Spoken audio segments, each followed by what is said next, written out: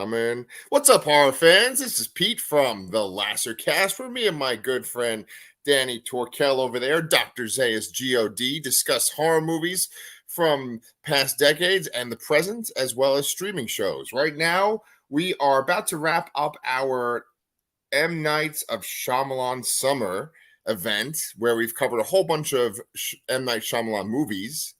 He has a pretty big filmography, so we didn't cover every single movie, but we wanted to point out some of our favorites. So, Trap just came out, Danny, and for me, when I go on like YouTube to watch a video about a filmmaker or like a series of movies, I usually get disappointed, honestly.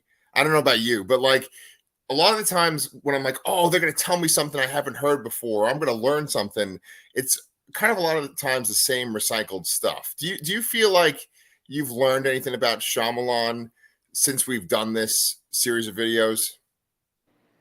Um, I've learned that he's an excellent father who is taking great care to see that his daughters are transitioning into the film and entertainment industry. And I say that with absolutely no, like, I'm not even like, I've seen some people cry nepotism about that. I'm not.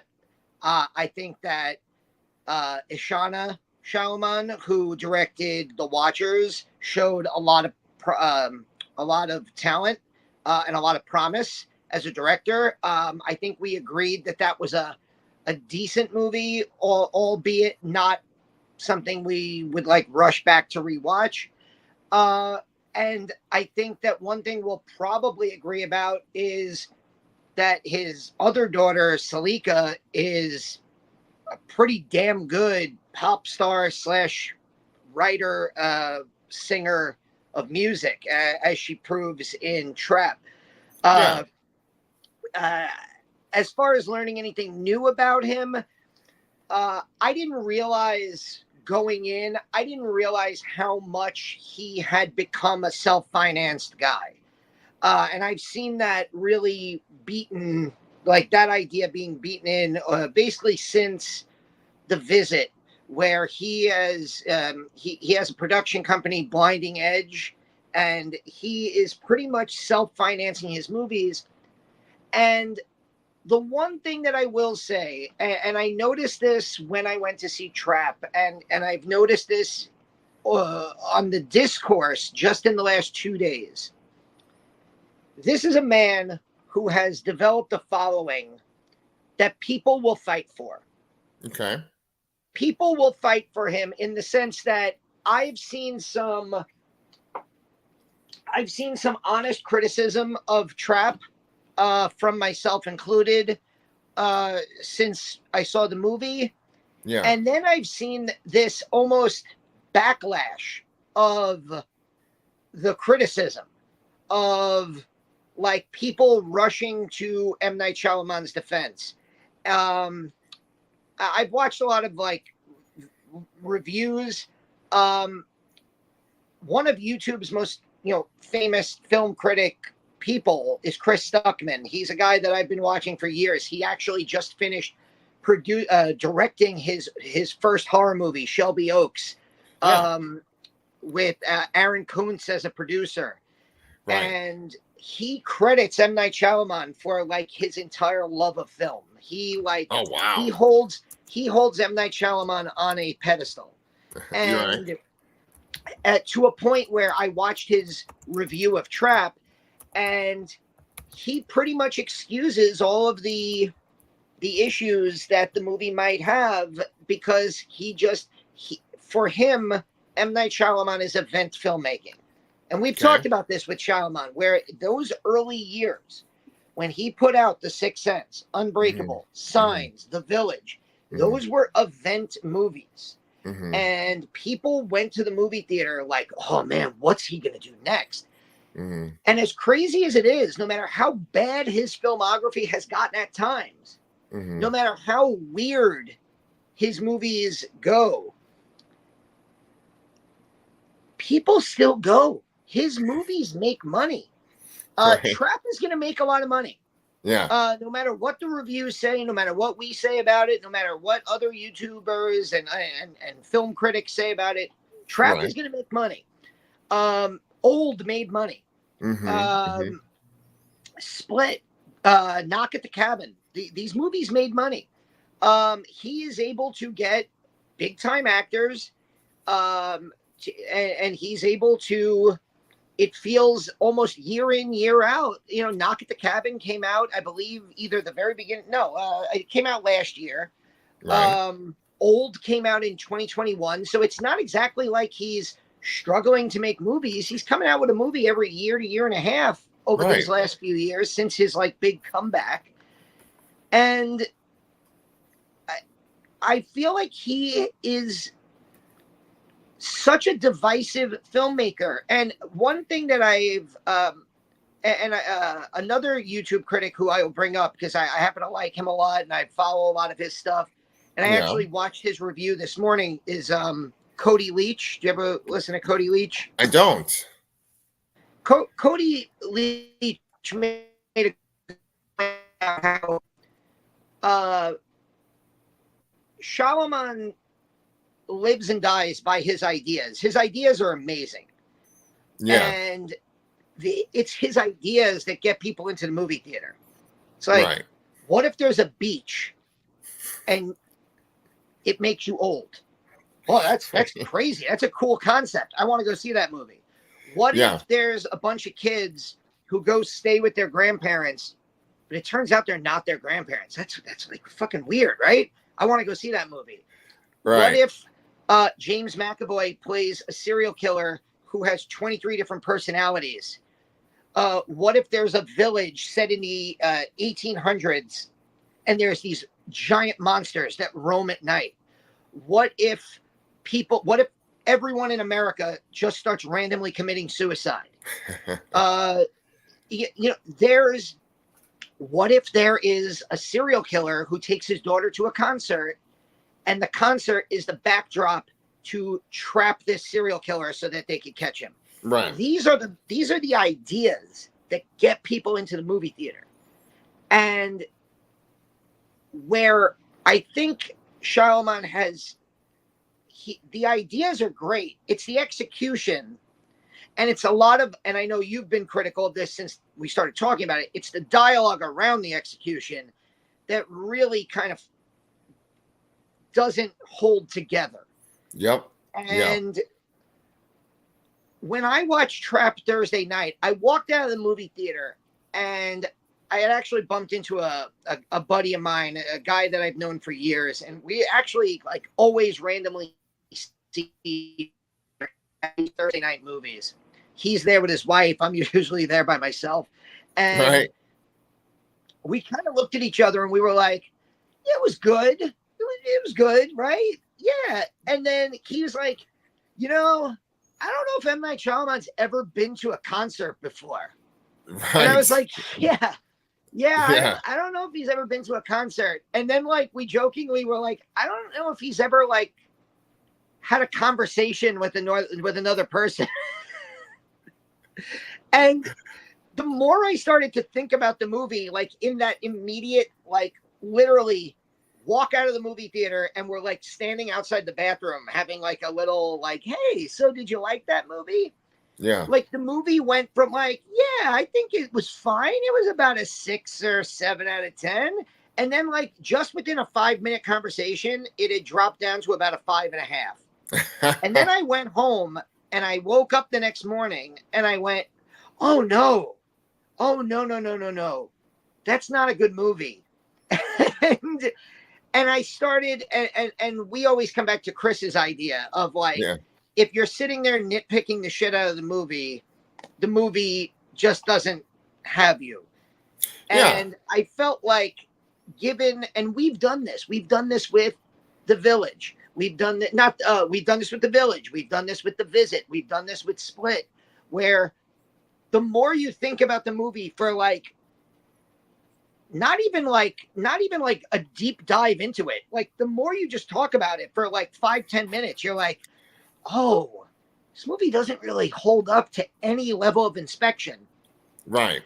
And I'm sorry, I've been rambling, but the last thing I'll say is the the people who defend Shyamalan, I think they do it in good faith, but with a false narrative of, oh, how come I saw this morning on Twitter, where it was like, how come it's okay when a director like Yorgos Lanthimos or Wes Anderson has all this wild and weird dialogue? Nobody criticizes it. But when M. Night Shyamalan does it, we're all like, rah, rah, rah, rah, rah. And I'm like, well, have you ever seen a Wes Anderson movie?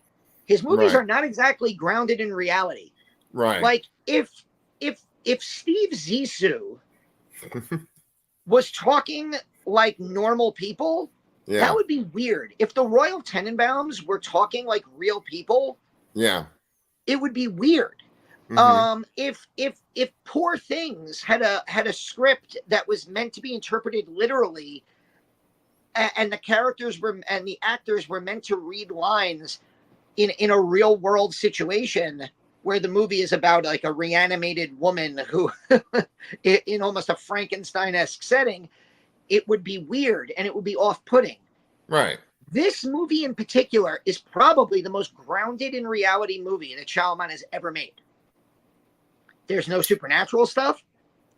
There Yeah. is no hint of the supernatural. There's no hint of otherworldly powers.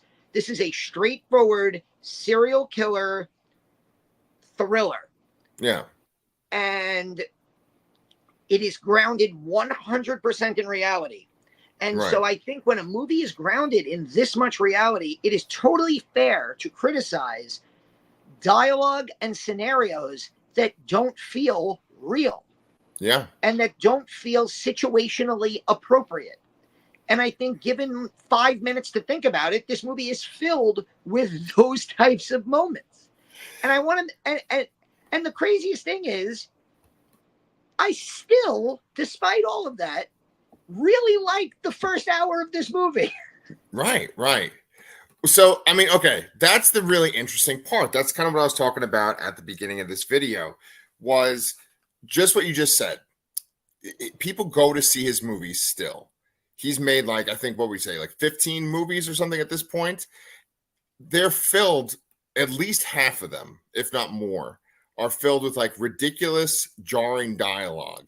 That when you hear it, it gives you that kind of feeling where you got to kind of tilt your head to the side because you're like, ugh, you got to, squirm in your seat when you hear this dialogue.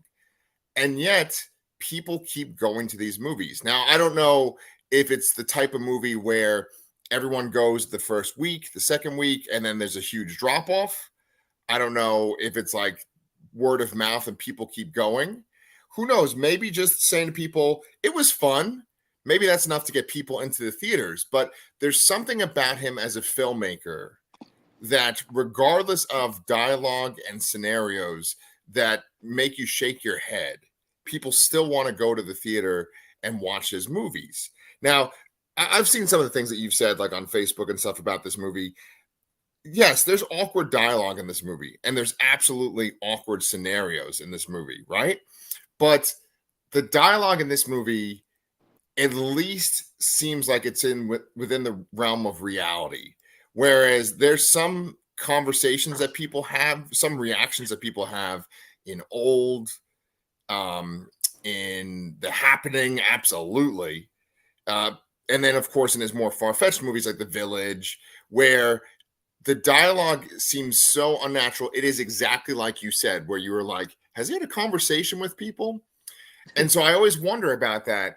I feel like that's part of his bag of tricks, and maybe I'm wrong, but I feel like part of his bag of tricks is he'll have these very, very well done scenarios where the tension is so high. You know something scary is coming. The world is brutal. Often, like, really horrible things happen to people that are innocent, and you feel that tension. You feel that sense of dread, and then I almost feel like he has someone say something ridiculous because of our physical reactions, right? Like, a lot of times when you see a horror movie, you'll have a tense scene, there's something scary, then there's some sort of like joke or something to make the audience relax a little bit because we're all on pins and needles, we're on the edge of our seat. Then there's a joke, we relax, and then there's the scary thing, So it's to have an effect, and I wonder if he intentionally does that. But I think that the dialogue, yes, there's definitely cringeworthy things in this movie, but I think it's way better than a lot of his movies. And I think that comes back to the idea that this is probably his most grounded in reality movie. So I do want to just talk about the positives, because I feel like I opened by kind of like going off a little bit, which I don't even know if I did, but I did a short review on Thursday night. Some of you might have watched spoiler free, and we haven't really spoiled anything so No. far. So we'll give a spoiler warning before we do. But Yeah. The trailer for this movie tells you that Josh Hartnett is the butcher. And if people want to criticize and say I spoiled that, please. I mean, the trailer tells you that. The trailer shows you looking at his phone and seeing the guy trapped in his basement. So we know that's the whole hook of the movie. Right. Is that dad taking daughter to a concert, and the concert is a trap to catch this serial killer. Now, at first I was like, why would they organize a concert that is 30,000 people? But that's not the. You see, I think people are falsely saying, oh, they did this whole concert to catch the they saw, and again, they found out through a variety of means, which we won't talk about yet, that a suspect who they think is the butcher had purchased a ticket. So they say, okay, we have an idea that this serial killer is going to the concert. Once the concert starts, let's block every exit. Let's bring in the SWAT team. Let's bring in the FBI. Let's bring in the Dark Knight Rises. Let's put every cop in Philadelphia in the tunnels. No, let's put them in this venue in Philadelphia right. to catch this serial killer. Right. But given the conceit, and this was one of the things Chris Stuckman said that I kind of agree with. Okay. If you're going to complain about the plot of the movie being ridiculous, you saw the trailer. And the trailer for a movie is basically an unspoken contract where it's like, okay, I'm going to accept this concept and I'm going to pay my money to see this concept played out in the theater. So to then turn around and go, oh my God, it was so unrealistic that they tried to catch him at a concert. The trailer told you that. So I think that's why I was so into the first hour. My short review, I basically said this was like the Alfred Hitchcock surprise versus suspense analogy, where if two characters are sitting at a table, bomb goes off, surprise.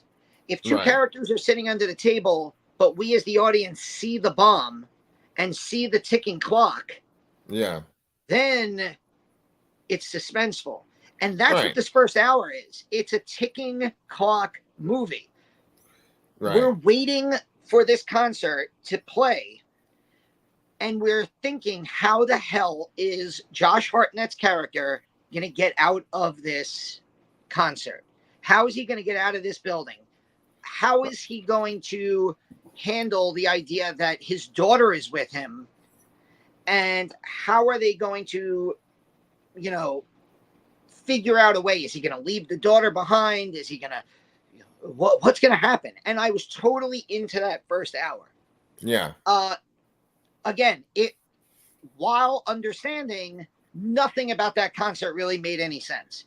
For instance, you've been to concerts before. Do you wait for the main act to go on before you go get food, go get souvenirs, go get t-shirts, walk around? At a crowded venue with 30,000 people, do you bump into the same people 2, 3, 4 times every single time you leave your seat? You happen to bump into the same people out of 30,000? No. So, are the people who sell t-shirts just the nicest people who can leave their lines and have full conversations with you? No. Right. Would somebody who works the merch stand invite you into the backstage area to give you a t-shirt? No. None of that makes any sense. But I was willing to forgive all of that because I was caught up in the suspense of how is Hartnett and his daughter going to get out of this building. Yeah. And so for the first hour of the movie, I was into it. And I just want to say this, as a guy, and this is for both of us, we have daughters who are basically the same age as Josh Hartnett's daughter in this movie. Yeah. My daughter just went to a Melanie Martinez concert. She's like a new pop rock star, young woman, probably early 20s. And Charlotte is totally into her. She ended up going to this concert. I actually couldn't go with her because I was taking care of my mom. It was the day my mom had surgery. But like, I totally got into the daughter being at this concert and just loving the music, because like, that's how I see Charlotte sitting on the couch listening to the music she listens to. What's the actress who plays the daughter? Ariel. Shit, I gotta look it up. Dominique. Her first name is Ariel, but she does a great job. I think she is the one who has the realistic dialogue in the movie, because she's a teenage girl who's getting to see her god on stage. And I want to compliment Salika Shyamalan. She apparently wrote and performed all of these songs. She basically put out an album for this movie. And yes, it's her father, but it helps when the music is genuinely pretty great and the performances are genuinely pretty good, and you can totally see her as Lady Raven, and Lady Raven being a real pop star because she's fucking real and good. So I thought that added to the movie, and it made the first hour stupid but totally enjoyable for me. And where the movie fell apart for me was when they get out of the building, because then there was no suspense anymore. And it kind of became a totally different movie that, as you hinted at earlier, went on and on and on and on and on and on and on and just refused to end. Yeah, well, I mean, it has like 4 climaxes, this movie, and we'll get into that in a little bit. We already kind of have started to talk about spoilers, but you're right. Like, one thing that I couldn't get over was these huge gaps in time between sets that this person would sing, that Raven Queen would sing, right? Like, she'd sing, and then there'd be enough time to go to a stand, get hot dogs and stuff like that. Like, usually when you see a band perform, maybe this is different for like Taylor Swift or something, but in general, when you go to a concert, there is a gap between like the main set and then the encore, and that's really it. The band kind of pauses sometimes to like change costumes, get reset up, but that's a matter of like 2 minutes or something like that during a regular set. Then there's like a little bit of a gap between an encore, but it's not enough where you can like leave the floor, go online, and there's tons of people there. Usually when you go off the floor, there's a few different people there, like a handful of people, but not like the entire rush of people are out of the stadium. So, I mean, the idea that he would take, the idea that like him and his, like, I get the idea that like, obviously he's the serial killer. He wants to leave his daughter there, go enjoy the concert. I'm going to walk around. That's cool. But like, she randomly finds him in like a hallway. She's with him when they're trying to buy t-shirts. It's like they were there early. You're telling me during that, like, they actually show, which is the most concert accurate part of the movie, they actually show the band that's on before Lady Raven, and there's like nobody in the building. And I've been to concerts where it's like, here's the opening act, and the opening act comes out and plays in front of like 600 people in a 40,000 seat stadium, because everybody's like outside on the t-shirt line. Everybody's at the merch stand. Everybody's getting their food. Everybody's in the parking lot, tailgating, waiting for the main act to go on. And that I thought was like really like accurate. But then like yeah, like his daughter, the whole T-shirt part happens once the concert already started. Right, right. And so, okay, so we're kind of nitpicking, but here's the thing, right? Like, this movie has a really excellent performance by Josh Hartnett. I've always loved Josh Hartnett. I'm a huge fan of the Penny Dreadful show, but I loved him before that. He's in 30 Days of Night. The He's great in The Faculty, Faculty. Halloween H2O, yeah. Yeah, and it's funny because we're going to talk about Jordana Brewster in a little bit when we do our Texas Chainsaw Massacre video after this. Faculty as well, but like Josh Hartnett's performance alone isn't enough to keep you invested in this movie. And those four climaxes that I was talking about, once you reach like the second climax, I'm like, okay, come on, can we just like wrap this up? You're not giving me any more. Now, going back to your Chris Stuckman contract comment that you made before, when you saw the trailer for this movie, they revealed right away, this is what this movie is. Like, Shyamalan is infamous for having these twists at the end of the movie, and they seem like they're kind of out of left field, and sometimes they're kind of ridiculous.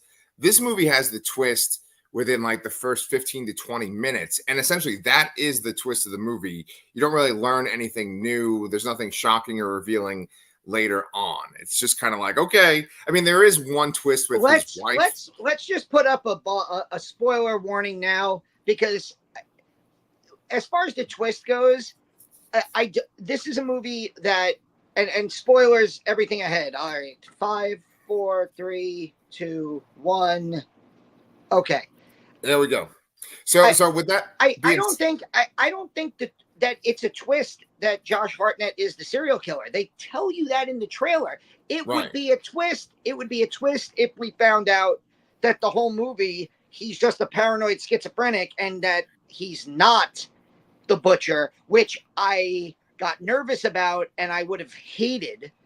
Yeah. So I kind of started to marry myself to the idea that, oh, there is no twist in this movie. And then there was one part at the end where I was like, I got it. I see what the twist is.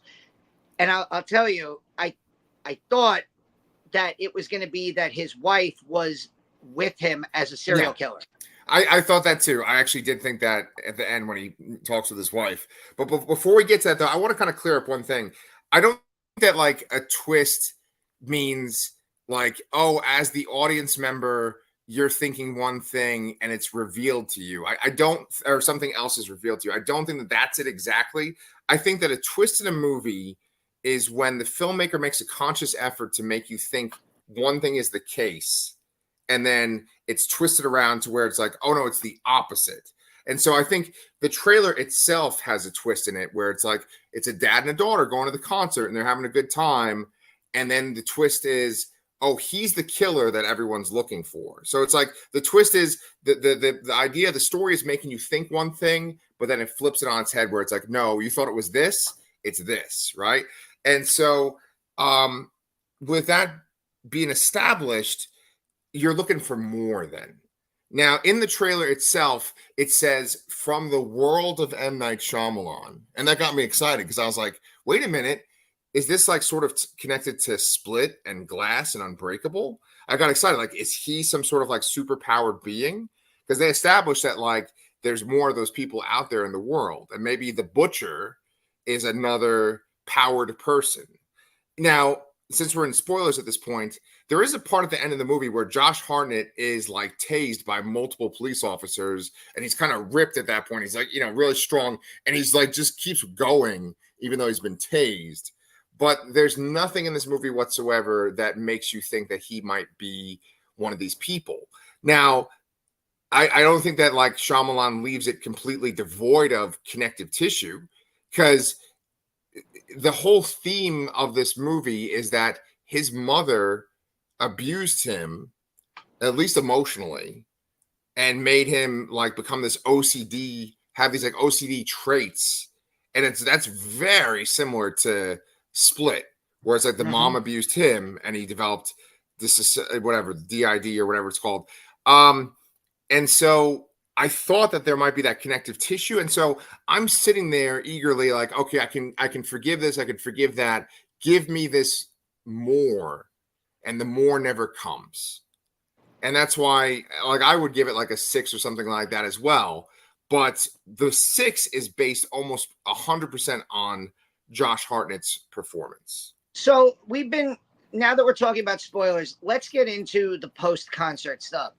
So, yeah. because this to me is where the movie falls apart.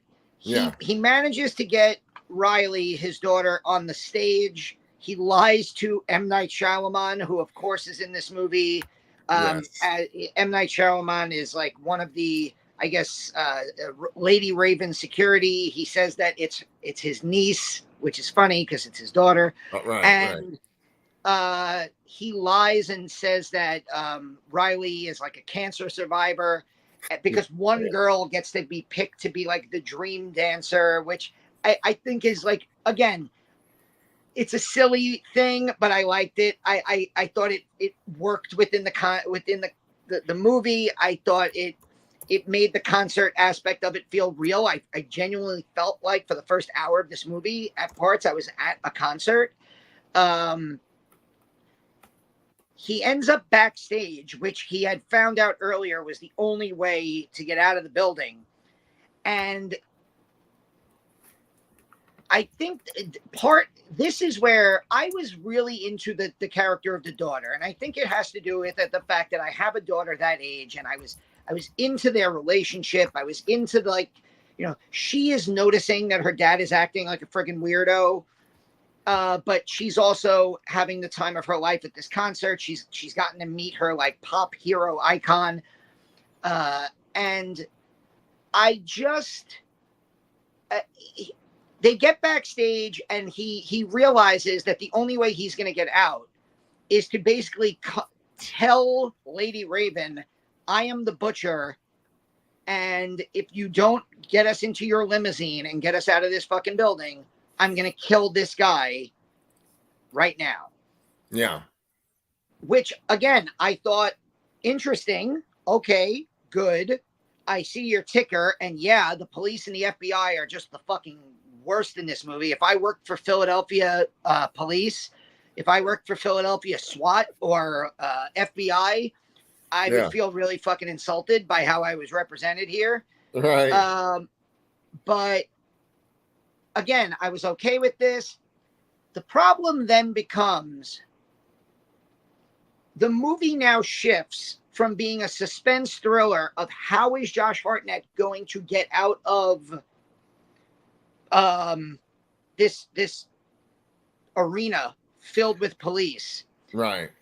And it becomes like a suburban serial killer movie where the main star of the movie now switches to Salika Shyamalan. Agreed. And I'm not saying this I thought she was great. I would buy an album of hers. She's a better writer and singer than she is movie star. Yeah. I don't think she was terrible. I don't think she was as bad as I've seen other people criticize her as an actress. Yeah. But to me, I almost felt deceived as a viewer that now she's the main character of this movie. And she is now going to become almost the hero of this movie. Yeah. And the movie takes us to this third act where now, oh my God, she decides to go to the butcher's house and meet his family, all to kind of stall him. Yeah. And I'm like, all right, so this is going to be, and I actually checked my phone at this point and I went, wait a minute. I saw a 6:10 show. The 6:10 show starts at, of course, like 6:35. And I went, wait, it's only 7:35. Right. That means there's like 35 to 45 more minutes of this movie. Right. How is that possible? And then the movie just kept going where he escapes the house with her. He somehow avoids detection in one way. Then he escapes in another way. Then he's back in the house with his wife. And there's this moment where I'm like, the wife is working with him. They're a serial killer family. Nope. Turns out not at all. His wife is just a suburban housewife who didn't know she was married to a serial killer. Right. We find out that she actually got a hint that he might have been a serial killer, and she's the one that actually tipped off the FBI to send all the police to that concert. Although that opens up the question of, I think my husband is a serial killer. So instead of just going and picking him up at his firehouse, go to a concert and investigate every white man in a crowd of 30,000. Hey, they're gonna have a tattoo on their wrist, though. Come on, that'll bring it down a little bit. So that one plot detail really killed the first hour of the movie for me, because it made the whole concert feel utterly pointless. Yeah. And then somehow the movie just keeps going. Like you said, he gets drugged, he gets tased. At this point, like, I watched the police shoot to kill into the front seat of a limousine. So then they walk into his house and they start tasing him. Right. They let him stop and fix a bike. They let him stop and hug his daughter. Like, yeah. And it got to a point where it got to a point where I literally was sitting there, and in my brain, it just kept going, why is this movie still on? Yeah. Why is this still going? Right. And the movie ended, and I had almost forgotten about how much I liked the first hour. Right. And this movie is 105 minutes, and it feels like it's 2.5 hours. Which is the worst possible thing I can say about a movie, is that this movie, we have covered a movie on this channel, and yesterday was Wes Craven's birthday, the great Wes Craven, Mount Rushmore horror director. Yes. We've covered a movie on this channel called Red Eye. Yes. That was 75 minutes long. Yes. And I love that movie because of how fast-paced it feels. And it's and in structure, it's very similar. You have a guy on an airplane, and he's stuck next to a woman, and you find out that he is a very bad man. He is an assassin. He is a killer. And the first half of the movie is this suspense of them on the airplane. How is she going to get away? How is she going to get away from this guy? And instead of taking 45 minutes once they get off the plane, the whole movie is over in 75 minutes. We are in the middle of covering Texas Chainsaw Massacre movies. The first Texas Chainsaw Massacre, which is one of the greatest movies ever made, is 80 minutes. And I don't know what happened, where Hollywood and editors decided that movies needed to be 100 or more minutes long, or else they can't be put into theaters anymore, because it totally ruins and saps all the tension from what could be. This movie felt longer than Skinamarink for me. And Skinamarink was a legit 30-minute idea stretched out into 100 minutes. Right. This was a 75 to 80-minute idea stretched out into 105 minutes. If this movie had ended with the garage door going down and the police rushing in, and then just the credits came up, I'd be talking about this like maybe top 5 Shyamalan. I'd be like, yeah, I could ignore all the goofy flaws. I could ignore all the silly dialogue. I genuinely loved where this movie went. But this movie went on for the most unnecessary climax after climax, 40 minutes. You want me to be vulgar? You want me to be gross? Sure. This movie is like you're watching porn. You get your money shot, and then the guy's like, I got more. And they keep going after that for another 30 minutes.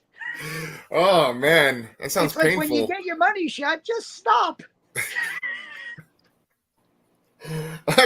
Wow, Danny. Usually, I'm the one that says stuff like Usually that. it's you. Yeah, I yeah, went there yeah, this morning. yeah. This movie's lit a fire up for you.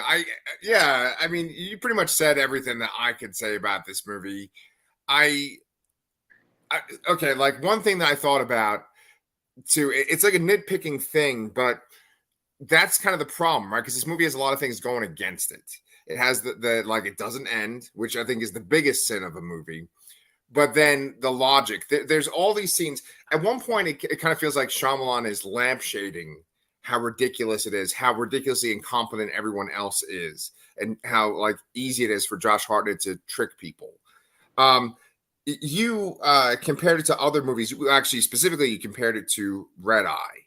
Now, Red Eye, I feel like Red Eye shares some DNA with like Die Hard, where it's like you're trapped in a specific area, like things could go horribly wrong at any moment, and there is kind of like a ticking clock too.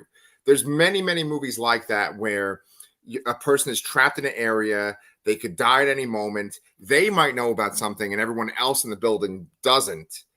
But this movie, I feel like the concert setting, it's like too much for it to be truly suspenseful. It's like too big a thing.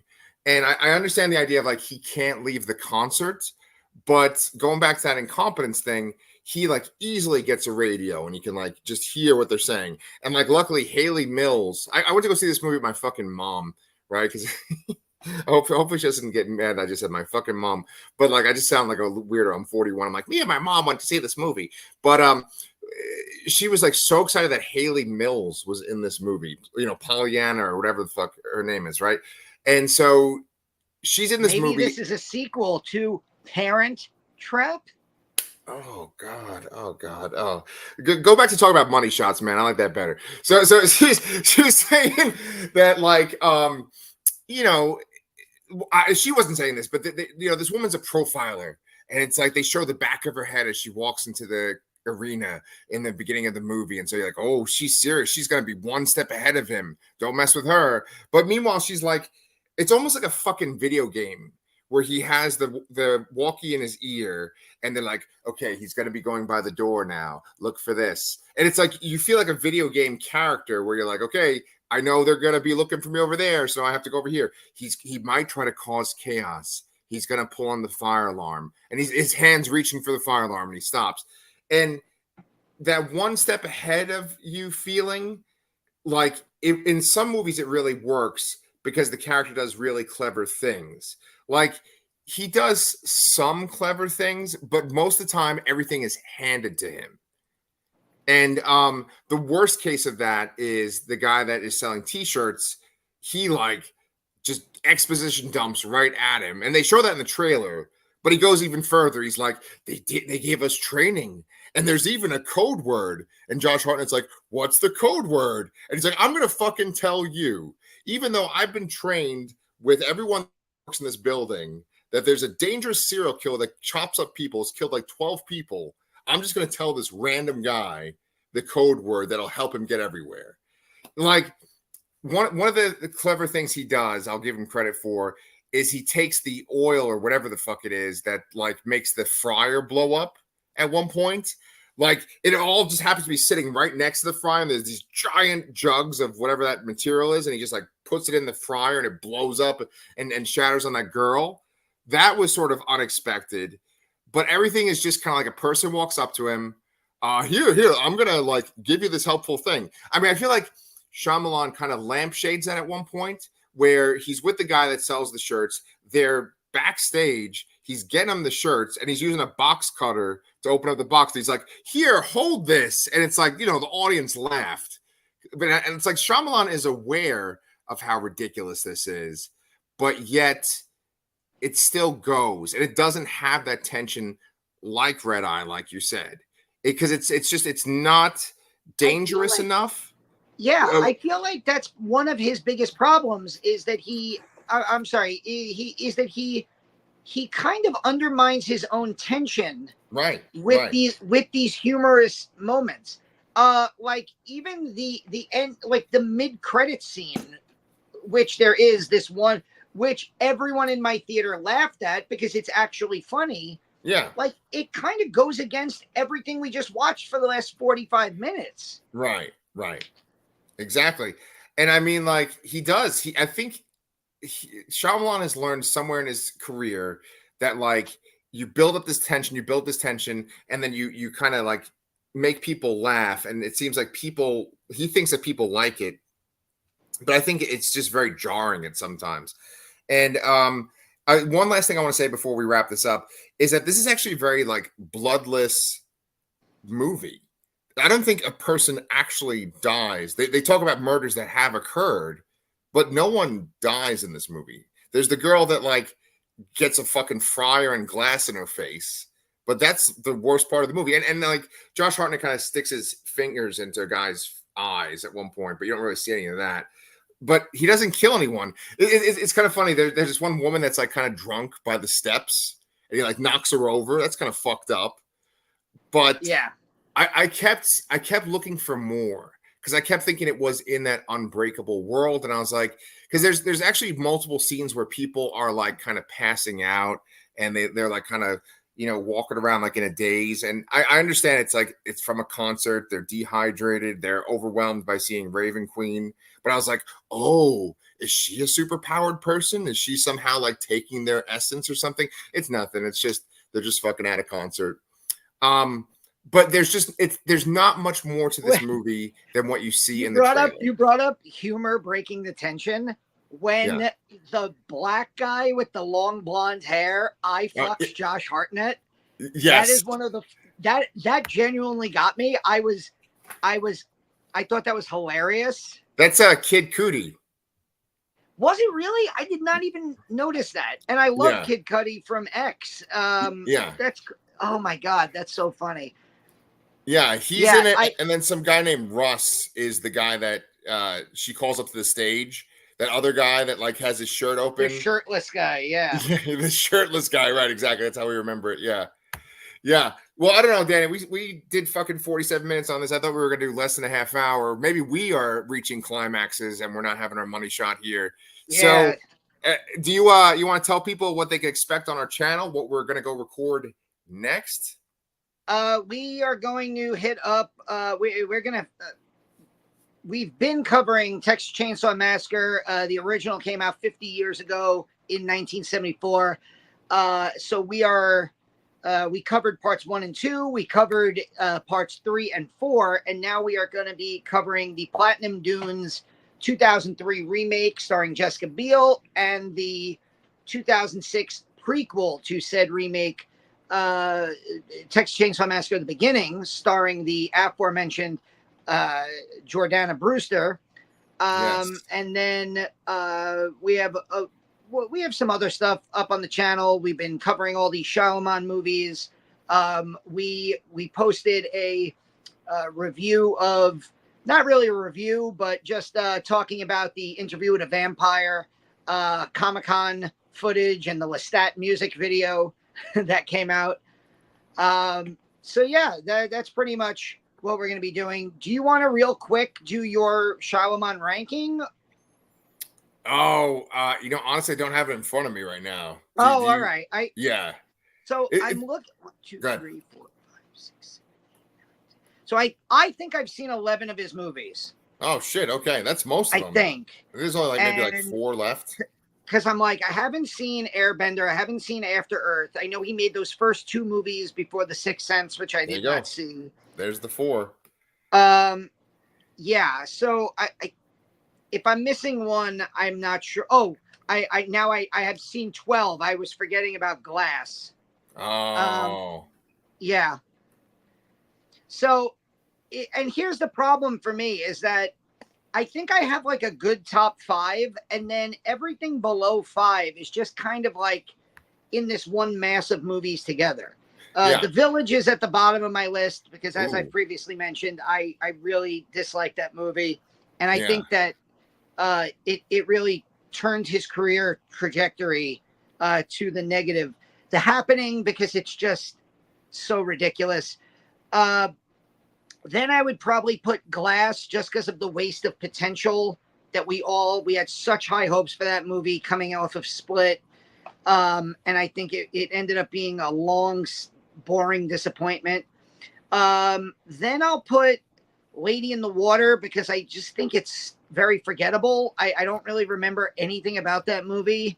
Then I'm going to put, and I put these movies together, Trap and Old, because um, they both have great premises that got me into the movie theater, and I was let down in the second half of those movies.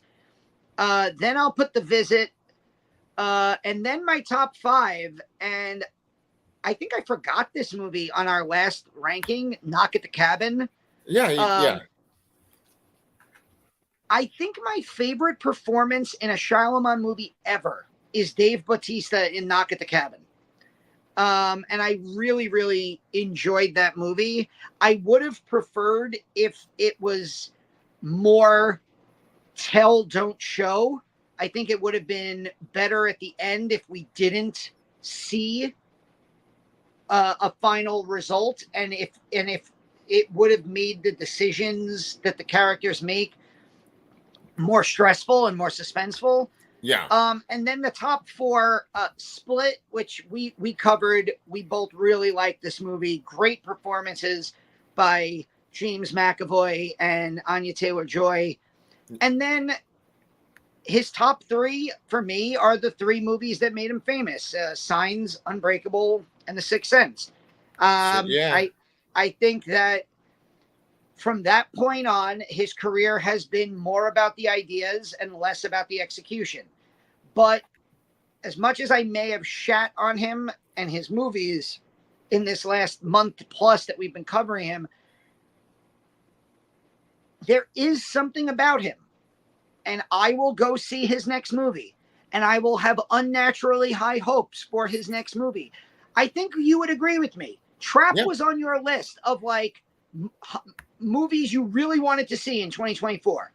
Like, because I wouldn't say really wanted to see, but like I was like, oh yeah, I'll give that a shot. Yeah. Okay, because for me and for a lot of people I've seen, this was like on their like highest anticipated movies list. I thought this movie from the premise alone was going to be awesome. And every time I see a trailer for a Shyamalan movie, I'm into the premise. I'm hooked. I love a lot of the actors involved. Josh Hartnett was fantastic. And I was into the idea, and I will be at his next movie. And then I'll probably be on here with you talking about how I was disappointed by it. But then I'll go see his next movie. So I like him. I respect him. I love that he self-finances. I love that he is helping his daughters along. I hope that they have great careers as well.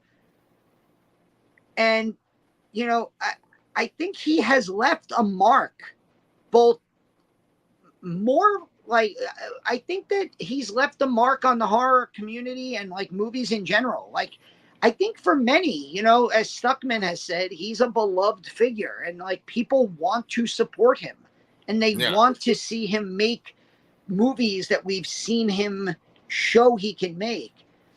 He's really kind of a one-of-a-kind guy, and I really admire that like, you know, however quirky and weird, it's like this is just the way he makes movies, you know.